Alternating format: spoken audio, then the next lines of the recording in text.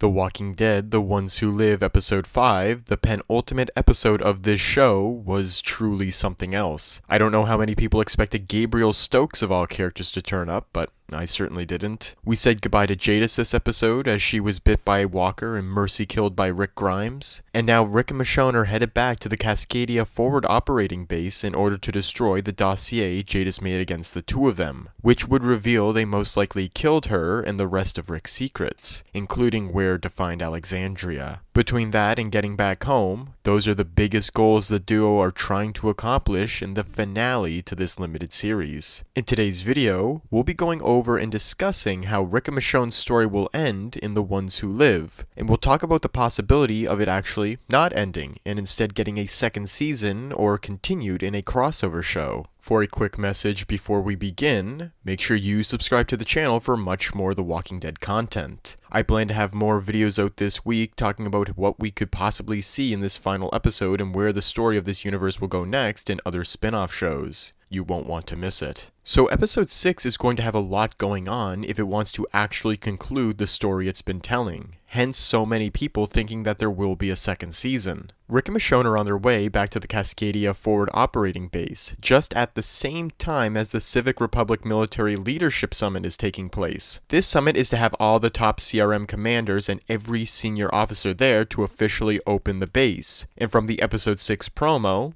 yeah, there's a lot of military personnel there. Not only are they going back to destroy the file Jadis made against them, which puts everyone they care about in grave danger, but also for Rick to get the echelon briefing. The briefing has been talked about a lot in this show, meaning it was only a matter of time before we learned what the secrets of it were. Major General Beale is looking to promote Rick. Doing so would include giving him the briefing. It's said to reveal everything about the CRM, everything the city doesn't know, and even most of its soldiers. It's to open the eyes of the ones who get it so they can see and understand what has to be done in order to rebuild society from the ground up. Donald Okafor told Rick and Thorne that the briefing includes information 90% of the Force doesn't know about. It may just be possible that Rick will receive this briefing and want to stay. I really hope that's not the case, but with this show, anything is possible, and we have seen him flip-flop between Michonne and the CRM already. Rick's mission is to pose as a lone survivor of the helicopter crash from episode 4 and receive the echelon briefing, while Michonne's mission is to sneak in and destroy the dossier. We see in the teaser that she's disguised as a frontliner, having the red stripes on her uniform. She's gonna have to sneak through the base, with probably thousands of people there, and make it to Jadis' room so she can ensure her community back in Virginia is protected. Afterwards, they plan on going home. However, we know it can't be that easy. We see here Rick fighting a frontliner in an elevator and then also in this hallway.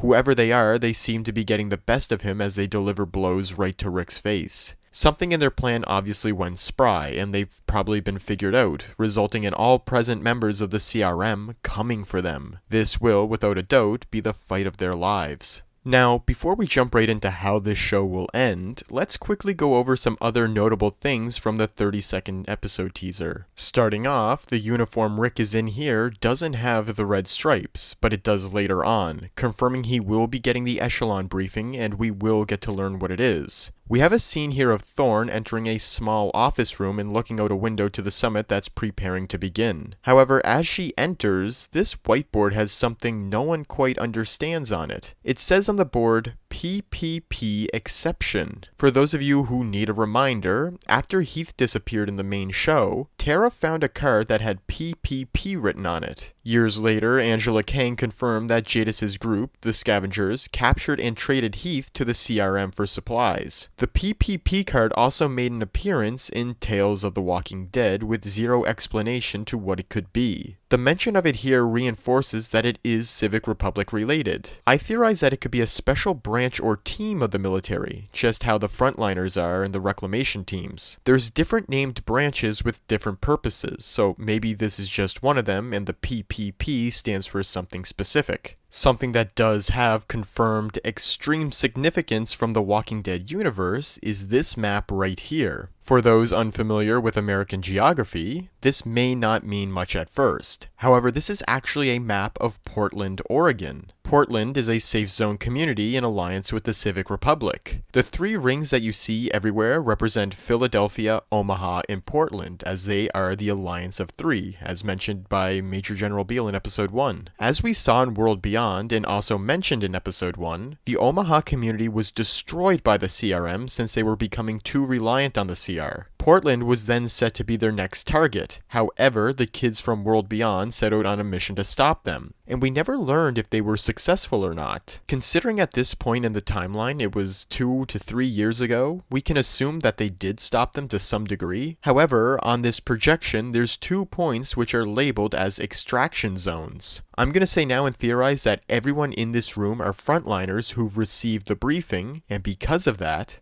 the information being shared here is a plan to wipe out Portland, just as they did Omaha. I'm not willing to say this will have an effect on the ending of the show, rather it's probably to demonstrate the brutality of this force and what they're willing to do without any remorse or mercy. It would be cool if we saw someone like Silas show up, but don't get your hopes up or count on any more characters we know making an appearance. And I hear people theorizing that this horrific look on Michonne's face is a reaction to whatever is being shown from the projector. And that is a great possibility if it were to include an area like Alexandria or something. I'm really unsure on what's happening here, and I don't want to say something that could be very misleading, but I do think this look is related to whatever kind of meeting they're having here. To bring us to a proper conclusion, a lot of plot lines in this episode are going to happen extremely quickly. This show has been a very fast-paced one anyway. Episode 1 managed to perfectly speedrun everything that Rick had been up to and even reunited him with Michonne in just that time frame. With that in mind, this is how I think the episode will go and how the show will end. Rick and Michonne are going to suit up in the CRM gear, probably encountering some soldiers at one point, killing them, stealing their uniforms, then taking their helicopter to the Cascadia Forward Operating Base. From there, the 2 are going to split up. Rick walks up to this gate and gets let in, telling a story of how he was the only one who survived the helicopter crash. Simultaneously, Michonne will sneak into the base as the summit is getting ready to begin. Now officially back in the CRM, Major General Beale is going to pull Rick aside, presumably into his office to give him the echelon briefing. Jadis mentioned in episode 5 that Beale was going to give it to him as soon as he got back. With the summit about to happen, Beale is going to waste no time and reveal everything to Rick,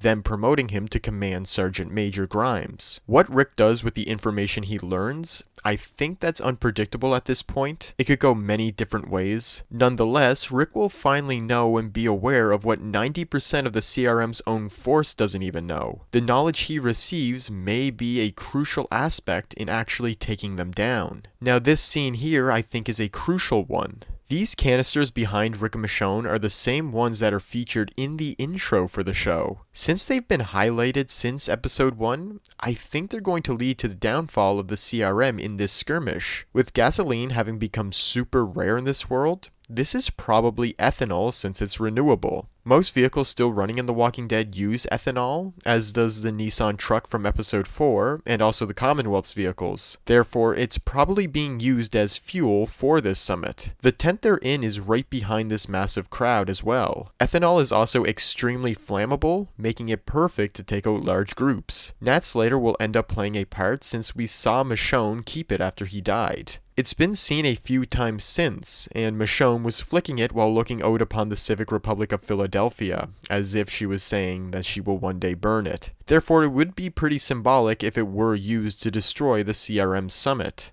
With the explosions going off, I predict Rick will be caught in it for a fake-out death but prove to be okay, minus a facial burn scar. From there, the 2 will ride off into the sunset together, heading back to Alexandria. I can't see Pearl Thorne making it out alive just because of how this show has treated new characters and how it seems she's become fully involved with the CRM. I'm also going to make a separate video talking about who I think we'll see return in the finale, as in characters from the main show, but I'm not going to get my hopes too high in case we see no one. The inclusion of Gabriel in episode 5 gives me hope though. If Gabriel was brought back, there's a higher chance we'll see Judith and RJ. To not include them would be a massive disappointment.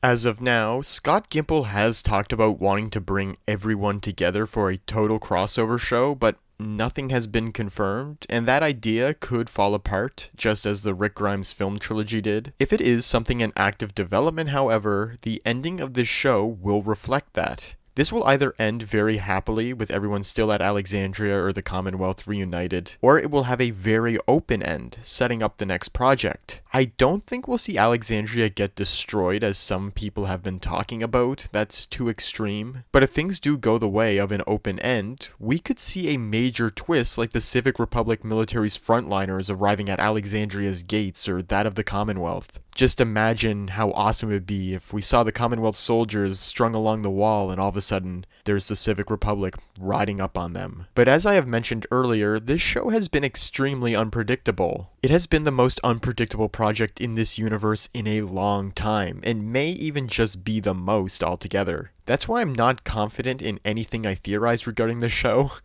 I mean, come on, who saw Gabriel of all people making a return? And that will be it for today. If you enjoyed this video, be sure to leave a like and subscribe to the channel for much more The Walking Dead content. I'm gonna have a few other videos coming out this week before the series finale on Sunday, March 31st, so make sure you stay tuned for that, because you won't want to miss it. There's only a couple days left before we see how Rick and Michonne's story ends, and there's still plenty of ground to cover until then. Thanks everyone for watching, stay safe, and have a great day.